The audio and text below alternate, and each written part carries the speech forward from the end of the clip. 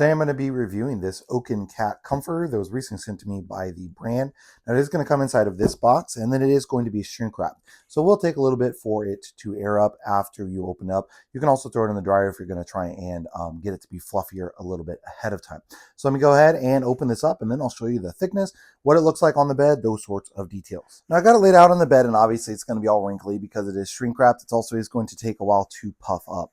So you can see it's going to be kind of flat-ish when you first get it, and that's just going to take some time. You know, it's going to be that compressed in there, so it's just going to take some time to kind of fluff up. But as is, like when you first open it, it's not going to be incredibly like a super puffy one, because again, it was shrink wrapped. Now, a couple things about this. This is going to be the king size. If you do order the king size, your tags are going to be in the when you put it on the bed, they're going to be in the bottom corner like so.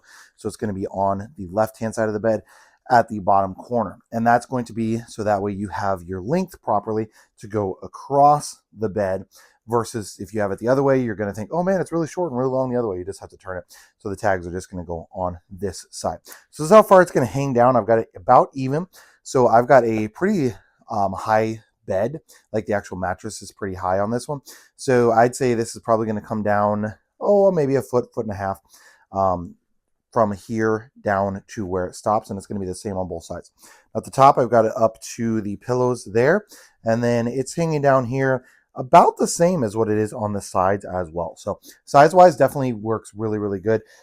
This is the king size, so it works perfectly for a king-size bed, as you can see. Now, this is not going to be made of some super thick material. I just want to kind of show you what this is. Now, obviously, it's going to fluff up some, but as you can see, it's not going to be like a gigantically heavy material, I guess is what I should say, instead of thick, right? So it's not going to be like a heavy material that you can use, like, you know, rub on, and it's not going to be very soft. It's going to be a nice soft material, but also it's not going to be a comfort that's like going to weigh your bed down. You know, you climb underneath it and it's like super heavy. That's not the case with this one. This is going to be more of a lighter weight comforter versus something that's going to be extremely heavy. Now, again, I do expect these all to puff up a good amount here just over the next couple of days as it's out of the shrink wrap. To speed up that process, if you have a big enough dryer that can handle this, you can just do like a regular tumble without heat, and that will help to air it up or puff it up ahead of time if you need to use it, you know, for guests or something like that right away. But you can see what it is going to look like. It's just going to have the regular square patterns, and I'd probably term this like a lightweight. Like, we're in South Carolina, we would use this all winter long,